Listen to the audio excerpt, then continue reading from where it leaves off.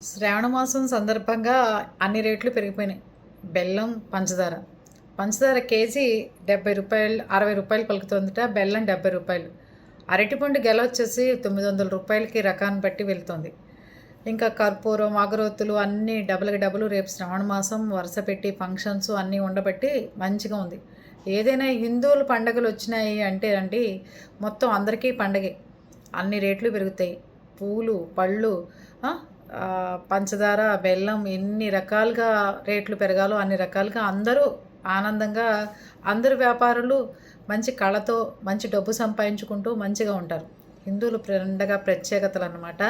శ్రావణ మాసం అంతా మంచి భారీగా డబ్బులు, భారీగా అమ్ముడు, భారీగా అన్నీ కొనుక్కోవడం, చీరల షాపులు డిమాండ్లు అన్నీ ఉంటాయి కదండి. ఎలాగైనా హిందువుల పండగ అంటే వినాయక చవితి వస్తుంది, పెళ్ళిళ్ళ కార్యక్రమాలు ఇన్ని రకాలుగా పెరిగినాయి. ఇప్పుడే బంగారం, వెండి కూడా భారీ మొత్తంలో పెరిగింది అని చెప్తున్నారు. బంగారం ధర కంటే వెండి కేజీ రూ. 2,60,000. ఎదురుక ఎంత చీప్గా వెండి వచ్చేది మనకి. ఒక కేజీ కంచం చేయించాలంటే రూ. 10,000కి 25 ఏళ్ల క్రితం వచ్చేది. అలాంటిది ఇప్పుడు 2,60,000 పెడితే కానీ వెండి రావట్లేదు. అది పరిస్థితులు. బంగారం కూడా దూసుకుపోతుంది ముందుకి, అయినా ఎవరు తగ్గట్లేదు.